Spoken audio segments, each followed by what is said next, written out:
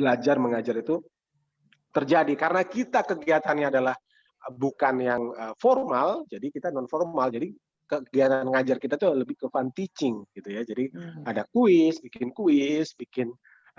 praktek-praktek pelajaran mata pelajaran kita buatkan prakteknya dan sebagainya supaya anak-anak ini fun gitu. Karena banyak dari mereka yang mungkin tidak pernah mendapatkan seperti itu dari guru-guru mereka gitu ya.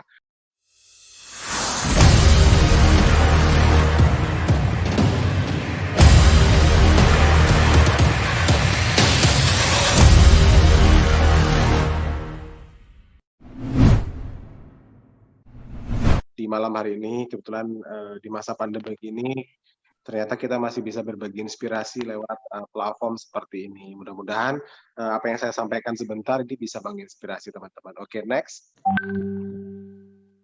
Untuk videonya, untuk ininya, mungkin di next. Oke, next lagi. Jadi teman-teman bisa follow Instagram saya di @jamie_ngadiono. Teman-teman bisa follow di situ, lumayan ya buat nambah-nambah followers.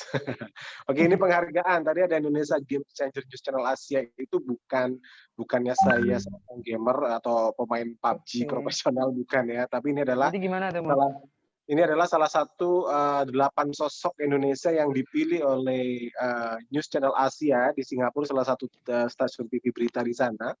Itu dipilih menjadi sosok inspiratif dari Indonesia. Waktu itu saya bersama dengan Pak Anies Baswedan, ada Ibu Tri, ada Ridwan Kamil, dan beberapa teman-teman lainnya. Jadi penghargaan ini untuk 8 sosok Indonesia, termasuk Bukalapak dan Halodoc dan sebagainya. Next. Nah, teman-teman juga bisa lihat nanti cerita-cerita 1000 Guru itu ada di beberapa tayangan di YouTube dan sebagainya untuk lebih menginspirasi. Nah, ini adalah dokumentasi saya ketika mendapatkan penghargaan. Next lagi. Oke, yang pertama adalah tentu begini, ketika kita melakukan sesuatu pasti kita harus memulainya dengan hati ya. Kita harus semangat. Di topik pertama saya berikan kata adalah kadang kita memulai sesuatu itu ketika kita memulai pertama kali, setelah itu kita akan tidak lagi punya semangat untuk melakukan suatu gerakan. Nah, banyak anak-anak muda yang suka banget bikin komunitas, tapi setelah jalan 1, 2, 3 kali ternyata mereka udah ribut, mereka udah down dan sebagainya. Nah, pertama kali saya bikin 1000 Guru sebenarnya dari pengalaman saya. Jadi di tahun 2000 saya itu ditaruh di panti asuhan, teman-teman ya. Jadi karena orang tua saya tidak mampu menyekolahkan, akhirnya saya di salah satu panti asuhan di Jakarta. Nah, ini di dalam gambar ini kelihatan ya saya yang mana ya, yang kira-kira yang baju merah atau baju putih itu. Nah, ini di tahun 2000 saya ditaruh di panti asuhan.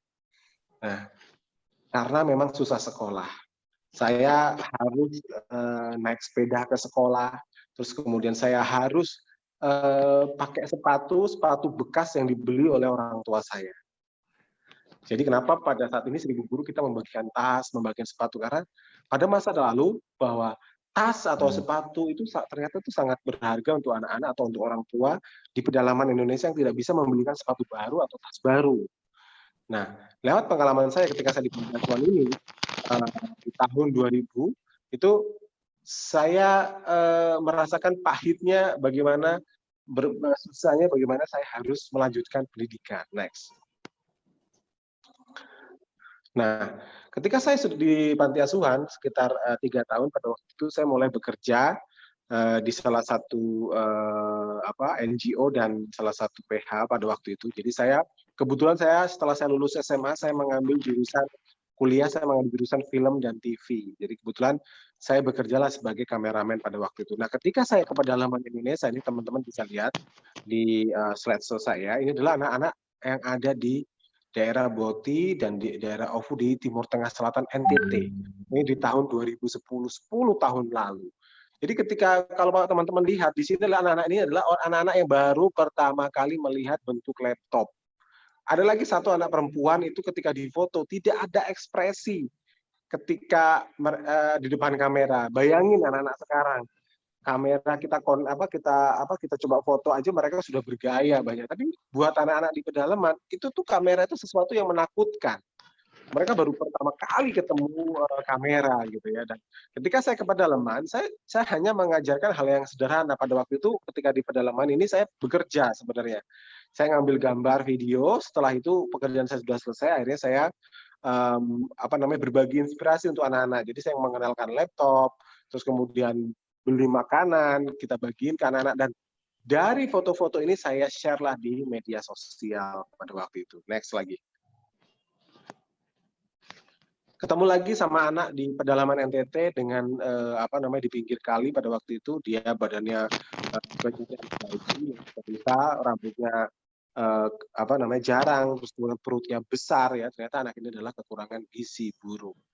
Dan lewat foto ini saya ingin sekali membantu anak-anak di pedalaman Indonesia itu untuk makanan bergizi. Dan sekarang kita punya program makanan bergizi untuk anak-anak di seluruh Indonesia. Totalnya ada 1.500 totalnya ada 45 sekolah yang kita bantu di tahun ini. Next. Nah, saya pergi lagi ke Asmat pada waktu itu. Saya traveling lagi ke Asmat. Saya ketemu sama satu anak yang badannya besar sekali, pakai kaos pakai rompi tentara. Dan kalau orang lihat mungkin ini anaknya SMA gitu ya, atau dia udah kuliah. Ternyata dia itu masih SD. Coba di next lagi. Nah, ini teman-teman ya bisa lihat. Bayangin badannya besar, tapi masih pakai putih merah gitu kan.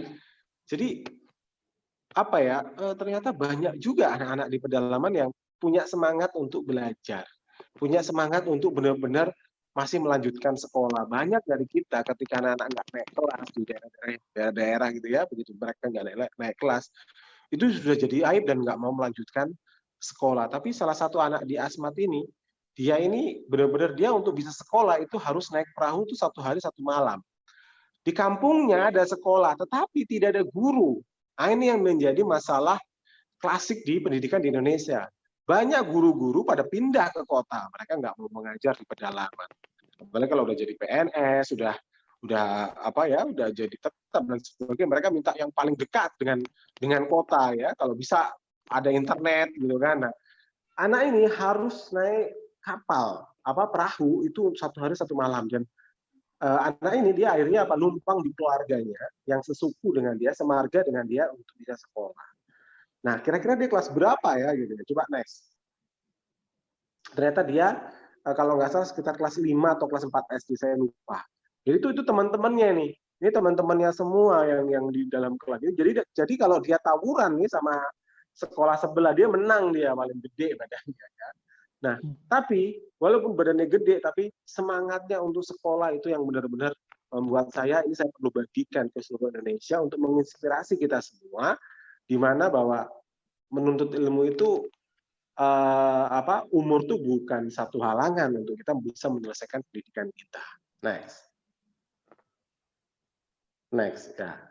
Terus ini awal-awal saya masuk pedalaman, saya juga masuk ke Matotonan, salah satu desa yang terpencil di Mentawai. Ya. Jadi perjalanan membuat 1.000 guru itu nggak segampang yang teman-teman mungkin bayangkan. Oh, sekarang bisa pakai Google Instagram Ads, kita tinggal posting, bisa sponsor, cari follow dan sebagainya. Nggak segampang itu. Memang dari awal saya memulai ini dari nol, saya masuk ke pedalaman, keluar pedalaman, teman-teman semua ya. Jadi untuk teman-teman di sini yang mau pengen bikin komunitas, itu tidak bisa dikerjakan komunitas yang benar-benar sustain itu cuma 1 tahun 2 tahun. Kayak 1.000 guru ini hampir berapa? 9 tahun. Oke, sorry, itunya slide-nya.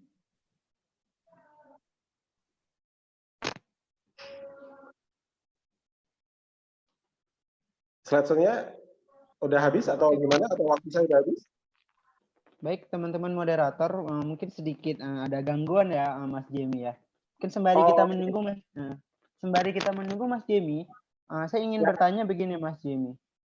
terkait ini Mas Jimmy, karena kan saya lihat tadi bahwasanya Mas Jimmy tidak hanya di kalangan akademisi saja Mas Jimmy ya, di volunteer ini mungkin bisa dijelaskan Mas Jimmy, siapa-siapa saja sih volunteer yang ada di Seribu Guru? Oke Mas Jimmy Jadi silakan mungkin. volunteer di 1000 guru ini banyak sekali ya. Ada beberapa teman-teman yang dari apa namanya ya profesional muda, mahasiswa, ada anak SMP juga yang ikutan, ada yang public figure juga ada ya.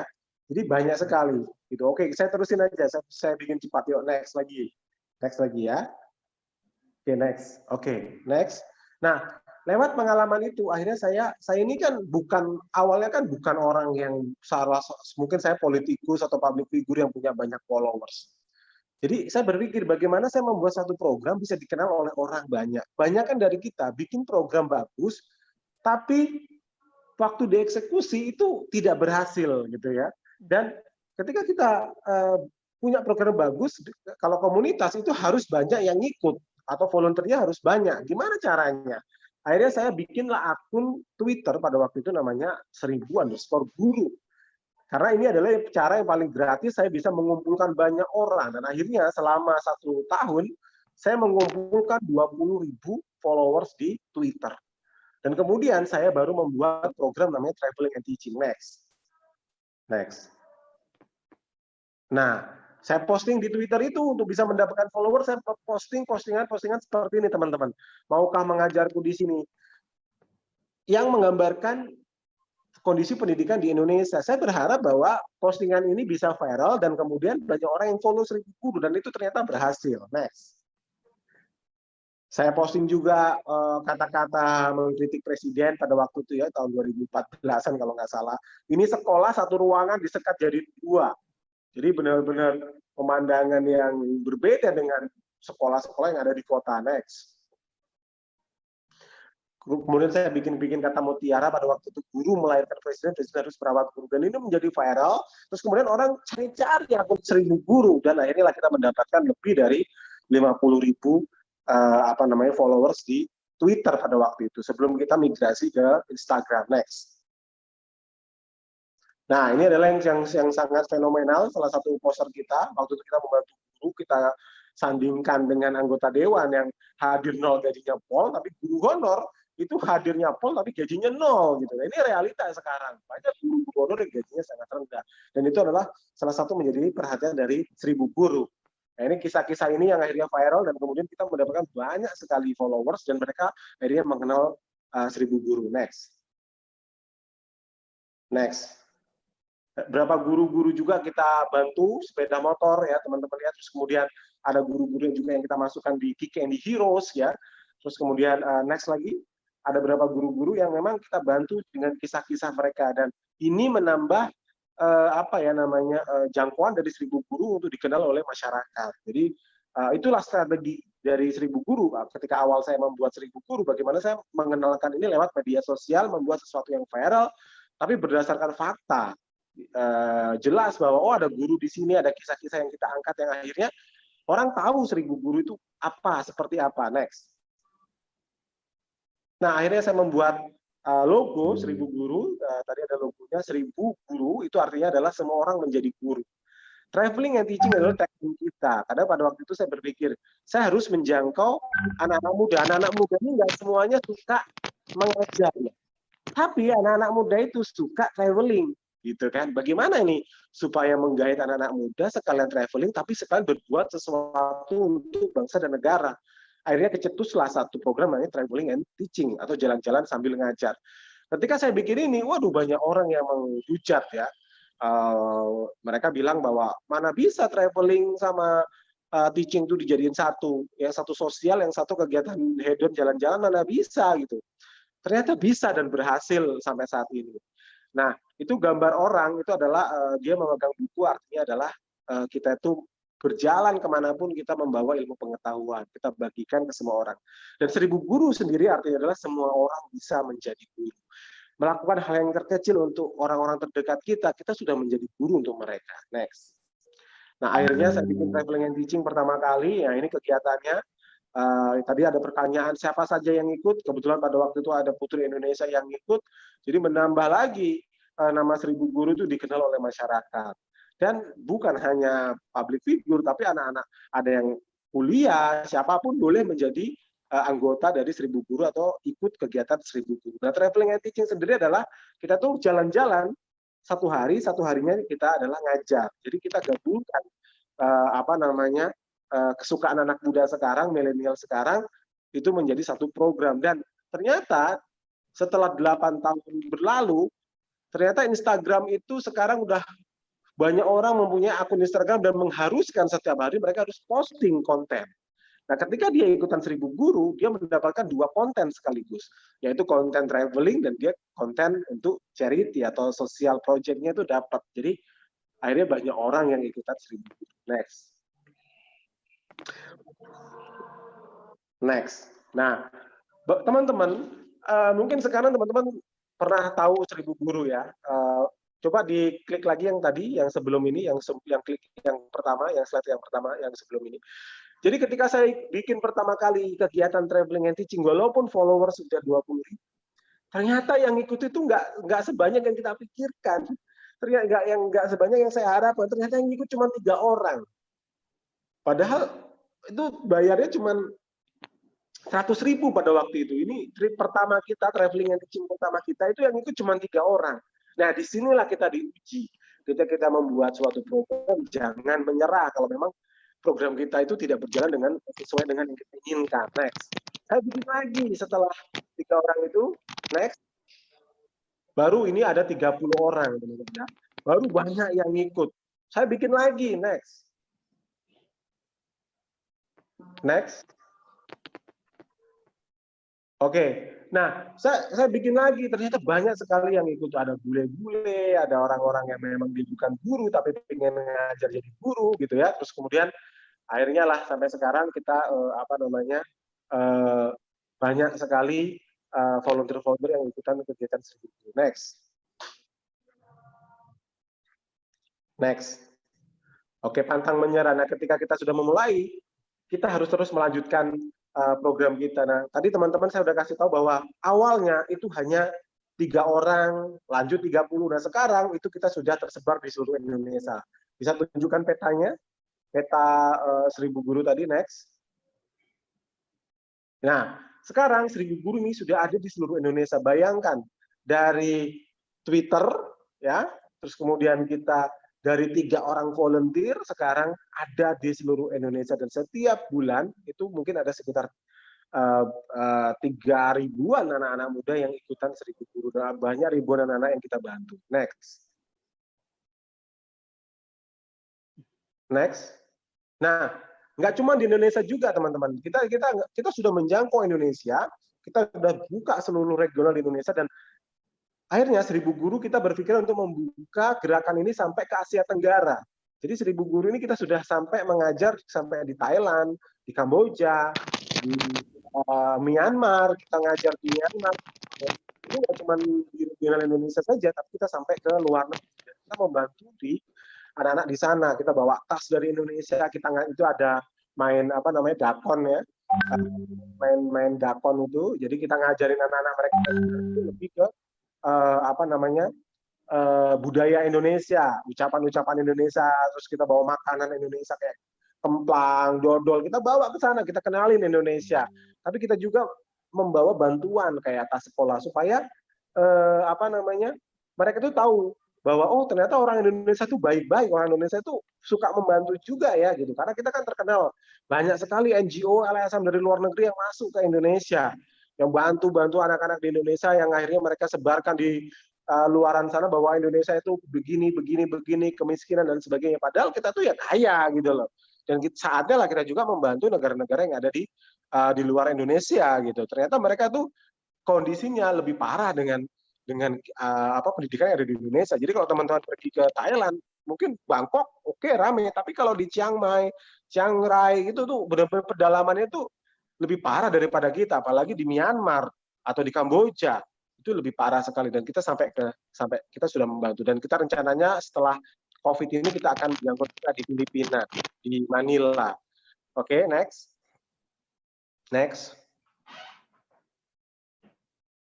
Nah, tadi teman-teman saya cerita tentang bagaimana saya melihat anak-anak miskin. anak-anak yang tidak mampu dengan kondisi busung lapar dan kekurangan gizi. Dan sekarang kita punya program namanya Smart Center, di mana program ini disponsori juga oleh KFC Indonesia. Kita sekarang membantu sudah tahun keempat, setiap hari anak-anak ini dapat telur, susu, kacang hijau, itu setiap hari selama 4 tahun. Ini sudah jalan ke 4 tahun. Total ada 6.000 anak yang kita bantu. Sampai dari Asmat, dari Merauke, dari Kalimantan, ya total ada 6.000 anak yang kita bantu. Dan saat ini di tahun ini adalah tahun ke-4. Di masa pandemik ini pun kita memberikan program untuk ini rencananya kita akan membuat program guru-guru honor, kita akan bantu untuk memberikan insentif buat mereka karena di pandemi ini mereka nggak ngajar, mereka nggak dapat dana ya, karena kan mereka dihitung oleh jam ngajar ya. Lewat Smart Center inilah kita membantu anak-anak program makanan, guru juga kita bantu, dan kita membantu perpustakaan. Total sekarang ada 5 perpustakaan yang kita bangun di seluruh Indonesia, dan ada 3 musola yang kita bangun, internet gratis kita bangun untuk anak-anak di pedalaman Indonesia. Next.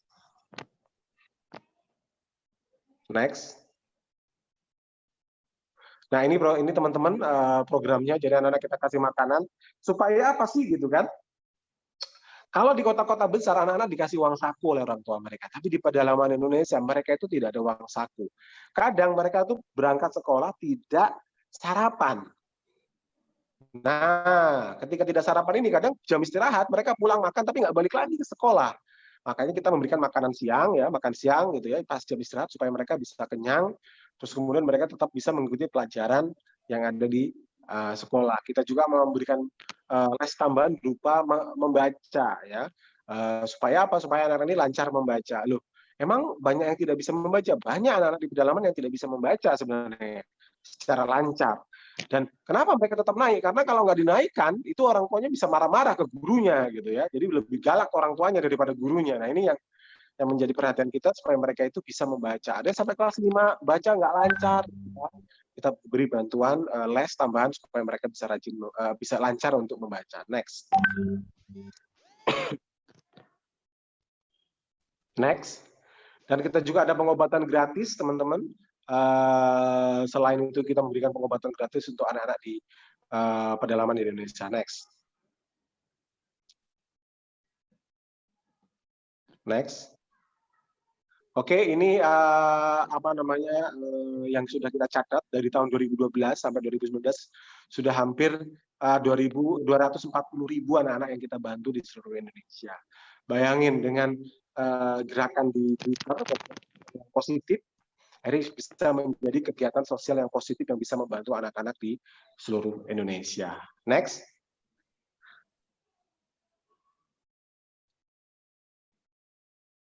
Dan semuanya ini, teman-teman ya, semuanya ini yang kita kerjakan ini sampai bisa berdampak untuk anak-anak di pedalaman Indonesia itu semuanya bermula dari media sosial atau dari Twitter. Inilah 1000 Guru ini lahir dari Twitter, dari media sosial. Ketika kita menggunakan media sosial dengan baik untuk kegiatan yang positif, itu dampaknya sangat luar biasa. Kira-kira seperti itu ya. Terima kasih. Mungkin bisa sesi tanya jawab.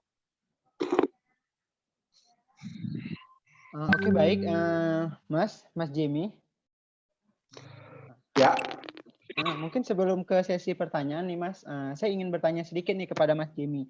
Tadi bahwasanya yang Mas Jamie jelaskan terkait 1000 guru tadi kan bahwasanya tagline-nya yaitu teaching and traveling gitu Mas ya. Nah, ya betul. Mungkin Mas bisa share nih Mas terkait pada saat di daerah-daerah terpencil Mas, apa sih hambatan yang pernah Mas rasakan mungkin ataupun teman-teman yang juga rasakan, mungkin bisa di-share nih Mas Jamie pengalamannya. Silakan Mas. Oh banyak ya. Kalau di pedalaman itu lebih ke lokasi ya. Ketika kita mengunjungi sekolah itu nggak semuanya lokasinya itu gampang dijangkau. Kita pernah 1 hari 1 malam kita terjebak di hutan tuh pernah. Terus kemudian ketika kita sampai juga kita sampai kondisi alam yang tidak bersahabat. Kita pernah lagi ngajar tiba-tiba hujan deras kayak puting beliung begitu ya. Jadi benar-benar hambatan itu yang membuat kita waduh ini kita udah nggak bisa keluar nih dari sekolah dan sebagainya. Kalau untuk masyarakat kita tidak pernah mendapat hambatan, tapi mendapatkan sambutan yang sangat-sangat luar biasa dari mereka. Mungkin kita sih sampai sekarang ya belum ada hambatan, mungkin dilarang atau ditolak dan sebagainya, itu belum sama sekali. Nah, Karena 1.000 guru ini kan gini, ketika saya membuat 1.000 guru, pasti ketika kita melakukan sesuatu kegiatan sosial yang paling terpenting itu adalah dana, ya kan? Dan itu menjadi hambatan kita semua ketika kita melakukan kegiatan sosial. Nah, makanya saya membuat satu program yang kita tidak perlu mencari donasi gitu loh. Kadang orang mau ngelakuin kegiatan sosial tapi cari-cari donasi dulu. Nah, ini kan kita tidak bisa, oh ya kita dapat segini, kita nggak tahu namanya orang bersedekah, kita nggak bisa paksa kan gitu. Nah, akhirnya makanya di 1.000 guru saya berpikir apa yang bisa menjadi satu program yang bisa mengatasi hambatan tersebut. Akhirnya saya bikin namanya traveling and teaching, jalan-jalan sambil ngajar. Dan pesertanya itu mereka harus membayar. Nah, ketika mereka membayar, dana itulah yang kita gunakan untuk operasional, untuk donasi dan lain sebagainya. Jadi benar-benar program kita jalan gitu loh, karena support dari para peserta dengan mereka membayar. Lebih seperti itu sih, Mas. Oke, baik. Luar biasa sekali, Mas. Bahwasanya ketika Mas jelaskan tadi ya, tantangan pasti mungkin lebih ke ini ya, Mas, alam ya, Mas ya? Ya, alam itu yang benar-benar, ya kita pernah mobil kita kebalik, pernah gitu ya. Terus ya kayak gitulah, biasa kan, apalagi ada Iya. beberapa public figure yang hidup di rumah enak terus ikutan 1.000 guru, tidurnya di kelas, terus kemudian kamar mandinya biasa pakai duduk terus jongkok gitu. Tapi buat mereka akhirnya mereka menikmati itu, enjoy, karena kesusahan yang mereka hadapi di pedalaman menjadi momen yang tidak terlupakan buat mereka. Oke, baik, Mas Jemi. Mas Jemi, mungkin nih Mas Jemi terkait, saya ingin menanyakan kepada Mas Jemi juga, menurut Mas Jemi sendiri sebenarnya tips atau gaya mengajar yang tepat untuk meningkatkan prestasi anak itu bagaimana menurut Mas Jemi? Apalagi ketika Mas Jemi masuk di daerah-daerah pedalaman, justru Ya, pendekatan atau approach itu sangat susah ya, Mas, harus kita menyesuaikan. Mungkin Mas Jemi bisa diceritakan nih, ya Mas. benar. Jadi gini, ketika kita menjadi guru, kita harus mengajar dengan hati, itu yang paling penting. Ketika kita ngajar di dalam satu kelas, kita harus bisa mengambil hati anak-anak. Gitu. Ya. Menjadi guru yang galak itu bukan solusi untuk mereka bisa mendengarkan. Tapi ketika kita menjadi guru yang dihormati, ya, disegani, ya, kita diem, anak-anak diem, wah anak-anak udah tahu nih gurunya galak. Itu mungkin lebih baik daripada kita harus ngoceh-ngoceh. Oh siapa yang ribut saya pukul pantatnya. Itu nggak bagus juga seperti itu gitu loh. Nah, gimana caranya supaya kita bisa mengambil hati anak-anak? Ya kita harus mengajar dengan hati, berbicara dengan hati, maka kita akan memenangkan hati. Itu yang paling penting. Nah, ketika kita datang ke pedalaman, kita nggak langsung masuk ke kelas kalau 1.000 guru, ya. Jadi kita harus ada perkenalan dulu, kita dekat dengan anak-anak, kita nyanyi dulu supaya apa? Mereka lebih oke. Teman-teman yang mau berbagi inspirasi ini kakak-kakaknya ternyata mengasihkan ya gitu. Jadi anak-anak ini sudah akrab di luar kelas. Nah, setelah itu kita masuk ke dalam kelas dan disitulah proses belajar mengajar itu terjadi karena kita kegiatannya adalah bukan yang formal, jadi kita non formal. Jadi kegiatan ngajar kita tuh lebih ke fun teaching gitu ya. Jadi ada kuis, bikin praktek-praktek pelajaran mata pelajaran kita buatkan prakteknya dan sebagainya supaya anak-anak ini fun gitu. Karena banyak dari mereka yang mungkin tidak pernah mendapatkan seperti itu dari guru-guru mereka gitu ya. Apalagi guru-guru yang ada di pedalaman gitu kan. Tingkat kualitasnya juga pun sangat berbeda dengan guru-guru yang ada di kota-kota lainnya gitu. Itu seperti itu. Iya. Baik, Mas, menarik sekali sebenarnya, Mas, apa yang Mas sampaikan bahwasanya ketika masuk di dalam daerah tersebut mungkin kita bisa melakukan ice breaking misalnya, Mas, ya, seperti Betul. brainstorming. Jadi benar-benar harus gini, kalau kita kedatangan ke satu daerah, kontak dulu kepala sekolahnya, kita jelaskan, ini begini-begini, terus nanti mereka akan himbau ke orang tua. Kadang kita datang, orang tuanya ikutnya menyambut. Nah, kegiatan-kegiatan juga jangan banyak di dalam kelas. Kalau kita ini kan kita proyek sosial ya, jadi bisa juga di luar kelas. Supaya apa? Supaya orang tua melihat apa yang kita kerjakan buat anak-anak mereka. Contohnya, kalau di 1.000 guru itu kita ada 1 jam di luar kelas. Di luar kelas itu ada bisa yang berdongeng, bermain, terus berbagi kita kasih hadiah ke anak-anak. Orang tuanya itu pada nonton. Ketika mereka nonton, mereka merasa bahwa ada orang yang perhatian ya ke anak saya harus juga perhatikan anak-anak saya seperti itu. Oke, baik. Oke, Mas Jemi, terkait apa yang tadi Mas Jemi sampaikan, saya ingin bertanya begini, Mas Jemi. Bahwasanya kan yang Mas Jemi jelaskan tadi volunteer yang ada di Seribu Mengajar ini tidak hanya akademisi saja, bahwa ada yang artis. Mas Jimmy jelaskan ini. Nah, untuk kurikulumnya sendiri, Mas Jimmy, atau apa ya, ketika sebelum mereka mendaftar, apakah mereka di coaching terlebih dahulu atau mengalir Oh saja ya, nih, Mas? pasti kan mereka ini kan bukan guru kan, rata-rata itu kan bukan guru. Jadi kayak kita juga kan kadang kalau kita terima itu kan kita nggak tahu ini siapa kan, karena kita nggak. Contohnya ketika pas lah sampai di daerah ternyata ini anaknya ini atau ini anak ini gitu. Jadi kayak kita nggak tahu sebenarnya.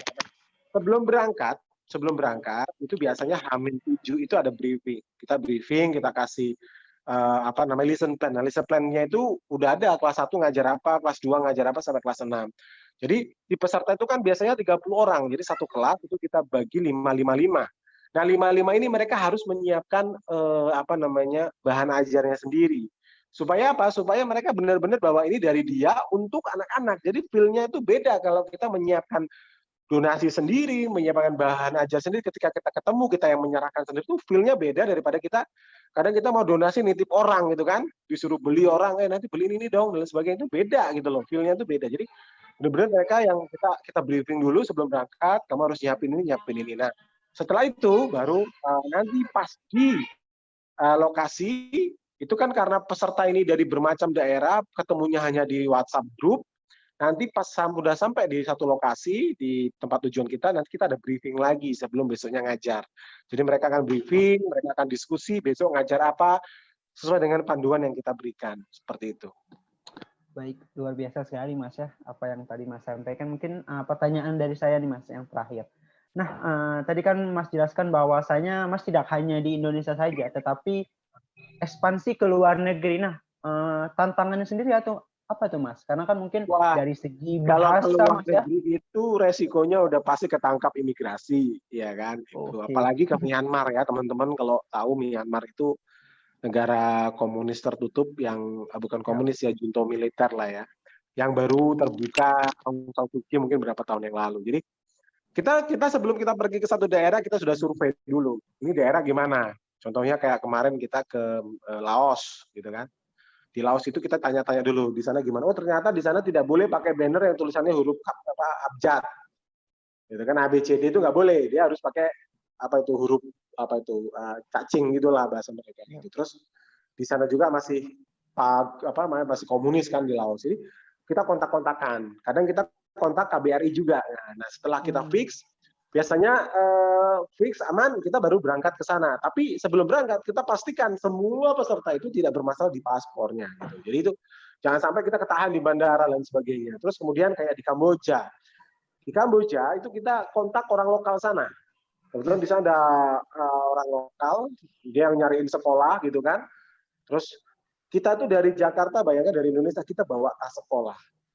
Dan jumlah murid itu 200. Bayangin kalau itu tas sekolah dalam karung-karungan besar, pasti kita ditangkap di imigrasi. Ini mau dijual kali, diselundupkan ke negara itu. Jadi gimana caranya?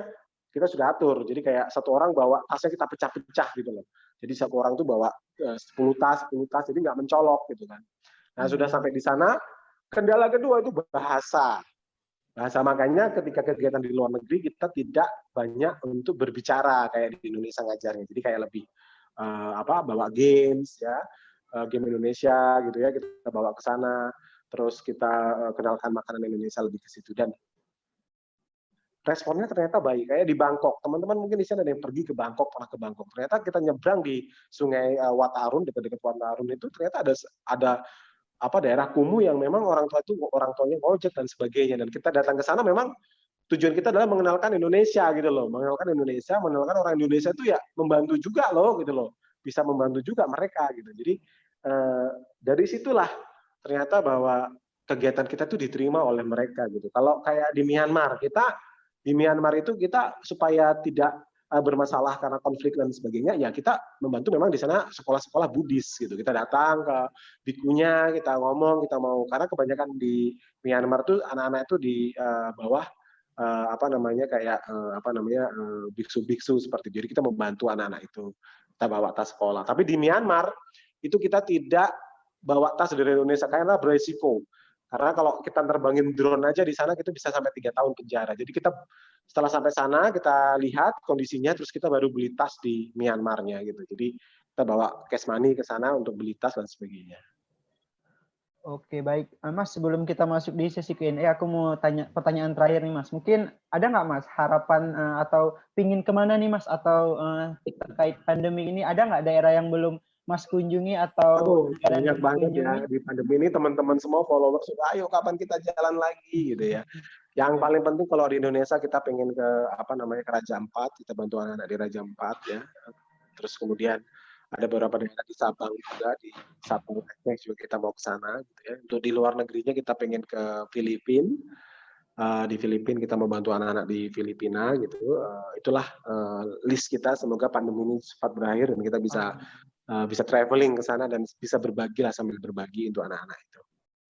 Baik, menarik sekali memang, Mas, ya, bahwasanya 1000 guru ini melihat bahwa sisi kemanusiaan tadi ya, Mas, ya. Kita tidak melihat terkait apa itu agama mereka, suku mereka, di Ini negara ada cerita mereka. menarik ya. Ini ada cerita menarik teman-teman. Ketika kita membantu di luar negeri, itu banyak banget orang yang menghujat kita. Sok-sokan ke luar negeri, ngapain di Indonesia aja masih banyak gitu. Waduh, ngapain sih di Indonesia aja masih banyak, sampai tim kita sendiri, tim internal kita pun protes loh, ngapain ke luar negeri. Saya katakan bahwa rasa kemanusiaan itu tidak ada sekatnya gitu. Jadi rasa kemanusiaan itu universal. Apapun agamanya, sukunya, ya kita wajib bantu mereka. Gitu loh. Jangan kita membantu hanya dia karena sesuku. Jangan membantu karena kita seagama. Jangan membantu karena kita seras. Nggak seperti itu. Rasa sosial itu nggak seperti itu. Apapun agamanya ya kita bantu. Gitu loh. Nggak ada sekat-sekatan suku, agama, atau apalagi sekat-sekatan antar negara gitu. Loh, kita juga sering kok. Teman-teman kadang-kadang mungkin ada yang sering bantu kok, ada konflik di luar negeri di mana sana, ada yang ayo kita bantu ini, save ini, kalian juga bantu kok gitu kan. Apa bedanya ketika saya membantu juga 1000 guru membantu orang-orang, anak-anak yang ada di Asia Tenggara? Kenapa? Masalahnya di mana? Toh yang mengkritik juga mungkin sering bantu kok, sering ngeposting save ini, save itu gitu kan. Ya. Apa yang salah gitu loh. Oke, di Indonesia banyak memang, masih banyak. Tapi kita bisa pertanggungjawabkan guru sudah ada di seluruh Indonesia. Itu bukti kita bahwa kita sudah ada di seluruh Indonesia dan siap membantu anak-anak di seluruh Indonesia. Saatnya kita bisa keluar membawa nama Indonesia, nggak jadi negara yang terus-terusan kedatangan LSM terus gitu loh. Seperti itu kira-kira. Oke, baik, Mas, menarik sekali ya, Mas. Saya sampai terhanyut. Mungkin teman-teman milenial nih bisa mengambil pelajaran apa yang Mas Jamie sampaikan tadi. Amin. Oke, Mas, setelah ini kita masuk di sesi Q&A ya, Mas, ya, langsung saja. Mungkin teman-teman yang ingin bertanya, silakan format pertanyaan dan nanti akan saya bacakan yang pastinya teman-teman untuk bertanya. Silakan teman-teman. Mungkin operator bisa dibantu ya. Oke, Mas, sebelum kita memasuki sesi pertanyaan nih, Mas. Ini kita sudah apa ya, Mas ya? Sudah ada 282 orang nih yang sedang menonton kita dan tidak hanya di Zoom saja, tetapi kita di YouTube. Bisa sapa dulu nih, Mas. Teman-teman yang ada di rumah. Ya, ini banyak banget ya yang bertanya ya. Nanti Ya. dipilih aja sama moderatornya. Yap. Oke, mungkin pertanyaan pertama saya persilakan untuk Cahyo Aji Pamungkas. Mungkin operator bisa mengaktifkan suara dari Cahyo Aji Pamungkas. Halo, Mas Cahyo.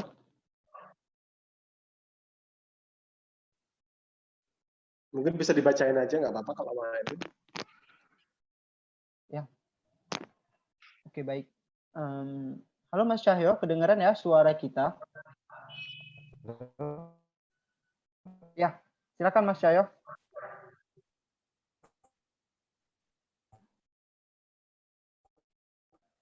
Oke, baik. Mungkin kita, Mas Cahyo, mungkin nanti bisa diulangi lagi ya. Chat pertanyaan nanti akan saya bacakan. Dikarenakan ini pertanyaan sangat banyak ya. Oke, mungkin selanjutnya. Dibacain juga nggak apa-apa dibacain. Mungkin lebih cepat dibacain. Ini Mas dari pertanyaan dari Noprian Mahendra Lampung. Mungkin saya bacakan ya Mas ya. Ini dikarenakan banyak chat. Mungkin agak tenggelam tadi Mas Cahyo.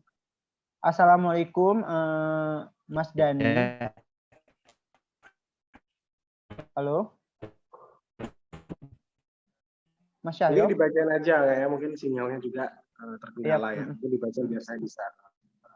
Ya, ya mungkin karena pertanyaan dari Mas Cahyo sudah ini ya, sudah tertutup, maksudnya sudah banyak nih yang bertanya. Mungkin saya pertanyaan dari selanjutnya, mungkin dari Ferdi Dirgantara, mungkin operator bisa mengaktifkan suara Ferdi Dirgantara dari F.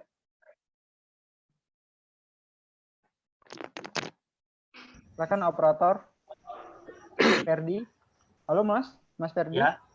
Nah, silakan Mas pertanyaannya. Oke, terima kasih untuk kesempatannya. Yang ingin saya tanyakan, tadi kan katanya volunteernya yang mau ikut itu bayar sendiri ini Mas. Nah, itu nanti kan dana-dana yang digunakan untuk yang dari volunteer tadi, nanti untuk sumbangan, untuk makan, dan lain sebagainya. Nah, yang ingin ditanyakan di sini, manajemennya itu seperti apa, manajemen keuangannya. Karena kan itu pasti perlu pertimbangan yang benar-benar matang untuk menentukan tiap orang itu melakukan pembayaran berapa, misalnya seperti itu. Oke, saya jawab langsung ya. Ya, silakan Mas. Oke, jadi begini, ketika kita menentukan harga, contohnya kita akan pergi ke Lampung gitu ya. Nah itu sudah ada pos-posnya. Pos transport 100.000, pos konsumsi 100.000, pos donasi 200.000, pos lainnya berapa? Kita totalkan orang 600.000. Nah dari dana itulah yang untuk bagian donasi itu kita itu harus untuk donasi, gitu loh. Jadi sudah ada pos-posnya gitu, manajemen keuangannya di situ. Jadi benar-benar kita kasih tahu beberapa kita kasih tahu ini loh, dananya seperti ini, donasi. Kalau satu orang donasi 200.000 kali 30 itu ada 6 juta. Ya toh? Ada 6 juta. Nah, 6 juta itu untuk apa saja kita akan habiskan untuk tas, untuk buku dan sebagainya yang akan diberikan ke anak-anak. Transportnya itu untuk apa? Bis. Kita sewa bis 1, 2, 3 hari untuk 30 orang. Dari 100 kali 30, 3 juta. Apakah cukup? Kalau cukup berarti ke cover. Begitu juga makanan dan lain sebagainya. Nah, dari situ kita juga akan ambil taruhlah 10% atau 20% untuk kas. Nah, kasnya ini setiap regional mereka ada tabungan. Tabungan uang ini untuk apa? Untuk mereka survei lagi ke depan mau pergi lagi ke daerah mana. Uang dari hasil traveling and teaching yang pertama yang 20%, taruhlah 20% itulah untuk biaya survei lagi. Ada lagi nanti dipotong lagi dari 20% itu dipotong lagi untuk biaya musyawarah nasional. Karena setiap tahun kita ada pertemuan seluruh ketua regional untuk menyamakan visi, misi. Dari mana dananya untuk mereka bisa naik pesawat? Dari hasil traveling and teaching itu. Kalau boleh dikatakan traveling and teaching ini seperti tour and travel sebenarnya. Tapi memang kita tambahkan ada kegiatan sosial, gitu loh. Tapi pos untuk donasi itu tidak boleh dipotong. Kalau memang satu orang dari pembayaran itu dia 200 untuk donasi, ya itu harus masuk donasi dan harus diberikan langsung ke anak-anak. Kalau transport dan sebagainya masih ada sisa, itu masuknya nanti dimasukkan ke kas regional. Karena dari situlah si regional-regional ini bisa hidup, Mas. Gitu loh. Jadi kalau teman-teman lihat di Instagram 1000 Guru itu nggak ada tuh yang minta donasi gitu ya. Wah, nomor rekening segini gitu. Nggak sering ya, tapi ada beberapa kali ada, tapi untuk kejadian-kejadian yang luar biasa, gempa bumi, banjir, kadang kita open donasi di situ. Tapi untuk kegiatan traveling and teaching, benar-benar operasionalnya semuanya itu dari peserta. Kita kelola sedemikian rupa. Dan dari situlah kita ada tabungan, ada uang kas untuk keberlanjutan dari regional-regional yang ada di seluruh Indonesia. Kira-kira seperti itu. Oke, baik. Terima kasih kepada Masnya tadi yang bertanya. Semoga apa yang dijawab Mas Jimmy tadi dapat ini ya, Mas ya. Oke, mungkin saya ingin membacakan pertanyaan selanjutnya, yaitu dari Syahira Ahmadi. Mungkin operator bisa mengaktifkan suara dari Syahira Ahmadi.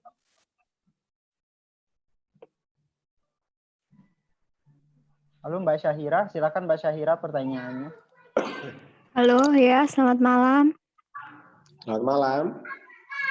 Ya Kak, jadi gimana caranya Kakak bisa ngejalanin program 1000 Guru ini tetap konsisten sampai sekarang?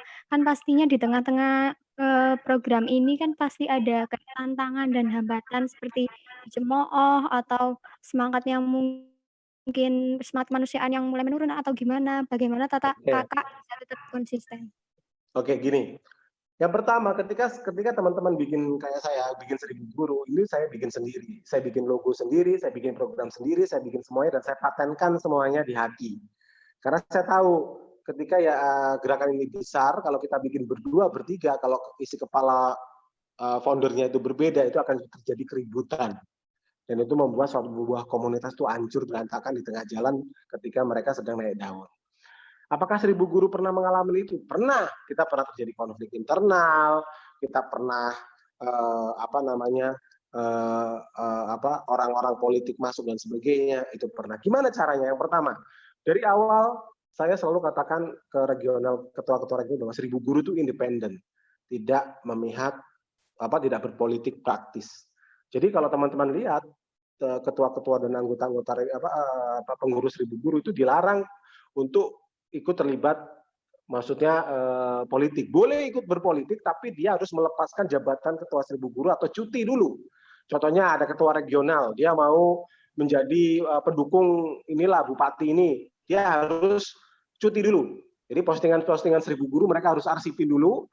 Silakan kalian posting tentang politik gitu. Nanti kalau politik udah selesai mau gabung dari 1000 guru, silakan postingan politik diarsipin, postingan 1000 guru ditayangin. Jadi kita benar-benar supaya tidak ikut, kalau kita udah ikut politik praktis dan sebagainya, hancur sudah.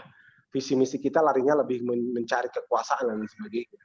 Yang berikutnya tetap konsisten gimana? Kita harus ingat tujuan kita itu apa sih dari awal gitu loh. Kayak 1000 guru. Di 1000 guru itu programnya itu nggak boleh banyak-banyak, Kak. Jadi kayak gini, di 1000 guru itu hanya ada traveling and teaching, teaching and giving, sama free medical camp. Udah, 3. Mereka nggak boleh bikin program A, B, C, D, E, F, G, nggak boleh. Program itu hanya itu saja.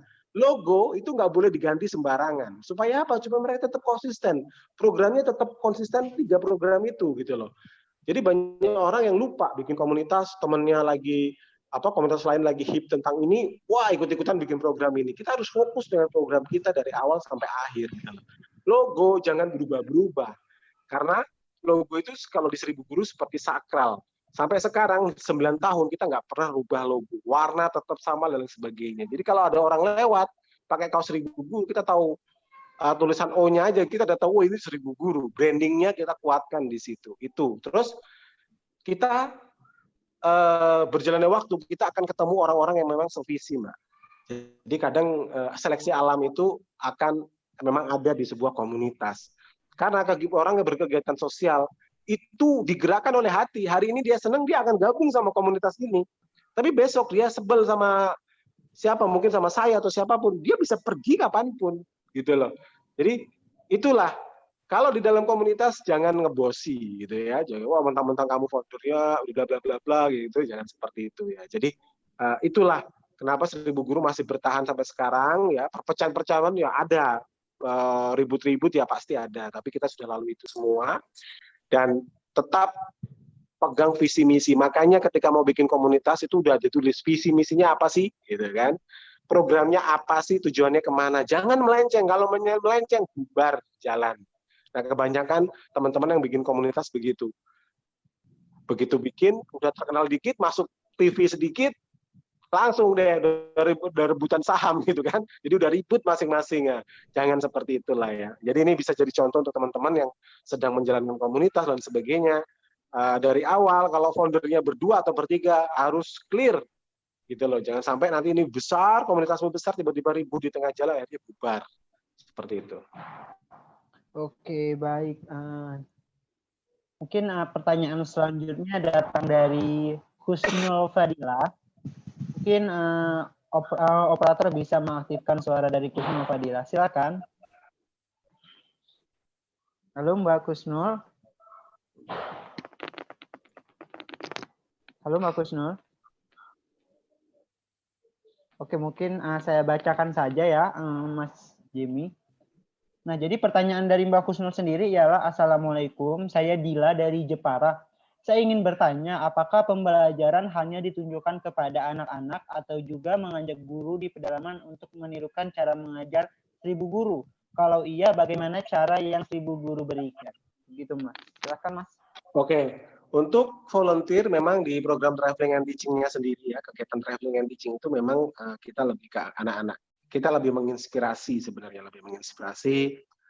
Karena anak-anak itu berinspirasi karena mungkin mereka itu punya mimpi yang tinggi karena keadaan ekonomi dan sebagainya, mimpi mereka sudah pupus di tengah jalan. Contohnya, ada satu anak di Sumba ya, di pedalaman Sumba. Anak ini pengen banget jadi dokter. Tapi asumsi orang tua di pedalaman kuliah dokter itu mungkin mahal kan gitu ya. Walaupun tidak sepatutnya benar gitu ya, tapi mereka berpikir mahal. Akhirnya ketika anak ini bilang, "Wah, aku pengen jadi dokter." Si orang tua bilang, "Jangan jadi dokter. Biayanya mahal, ibu nggak mampu." Artinya apa? Orang tua sudah mematikan mimpi anak-anaknya.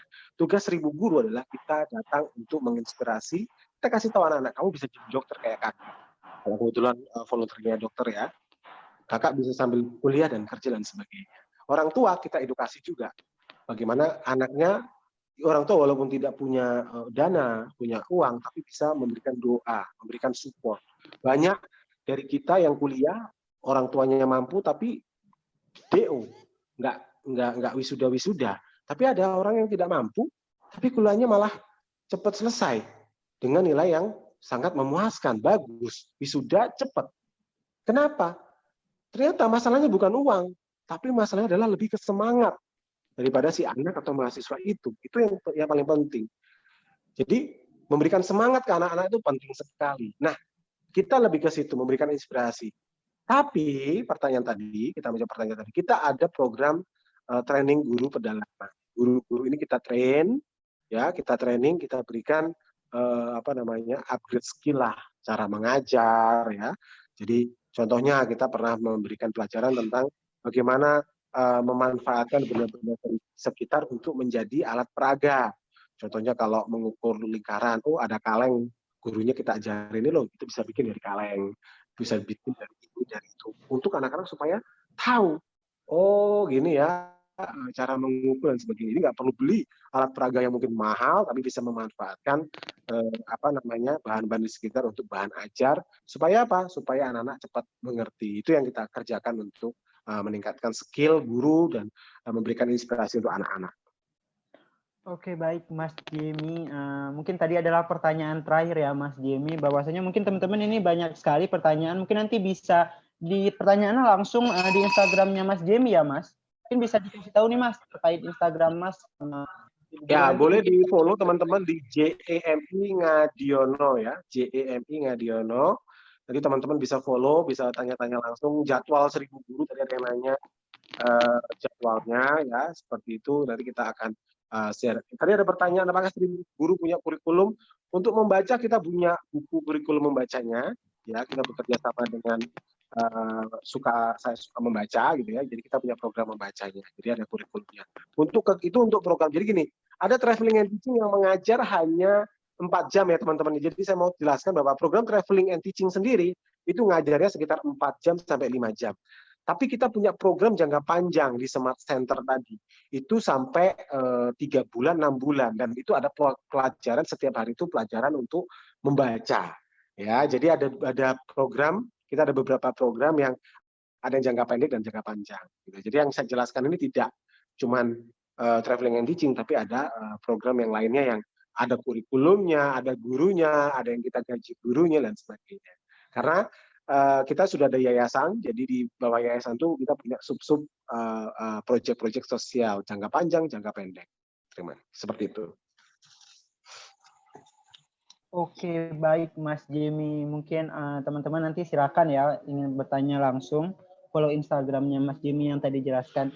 Baik, sebelum kita akhiri acara ini, mungkin saya ingin men-share sedikit kesimpulan terkait materi kita pada hari ini, yaitu konsisten dalam membangun komunitas adalah hal yang utama, karena di tengah-tengahnya pasti kita akan mendapatkan seleksi alam seperti Mas Jimmy yang jelaskan tadi. Seperti halnya 1000 guru yang mendekatkan penilaian pada memberikan traveling dan teaching. Untuk itu silakan teman-teman yang ingin mengembangkan komunitasnya untuk terus semangat dalam menjalankan komunitasnya. Oke Mas, mungkin sebelum kita tutup, saya ingin mengajak Mas untuk sama-sama mungkin bisa memberikan closing statement nih kepada teman-teman yang ada di rumah, dan nanti setelah itu mungkin Mas bisa mengajak teman-teman yang ada di rumah untuk sama-sama berdonasi melalui Indonesia Millennial Connect. Silakan Mas. Oke, untuk teman-teman semua, teman-teman millennials, mungkin saya sudah tua ya, gitu ya, apa namanya. Saya berharap bahwa teman-teman di sini yang masih muda bisa melanjutkan apa yang saya kerjakan ya, mungkin membuat komunitas-komunitas baru yang bisa menjangkau anak-anak di pedalaman Indonesia dalam hal pendidikan. Caranya ya tadi saya sudah jelaskan, pergunakan media sosial dengan hal yang positif, pasti akan menjadi dampak yang sangat luar biasa. Ya jangan gunakan media sosial hanya untuk kepoin mantan, ya kan, bacain lambe tura, gitu kan, komen-komen yang nggak jelas. Gitu. Coba dengan media sosial teman-teman tuh ternyata bisa loh bikin kegiatan positif, bisa share sesuatu yang positif untuk apa namanya mengajak orang untuk berbuat sesuatu gitu ya. Dan karena kita tidak pernah berjuang melawan penjajah gitu ya, apa sih yang harus kita berikan untuk negara? Lakukan hal yang terkecil dulu dari sekelilingmu untuk membantu orang lain. Ya, dalam hal pendidikan itu sudah menjadi sangat berarti untuk kontribusi kita untuk bangsa dan negara. Terima kasih.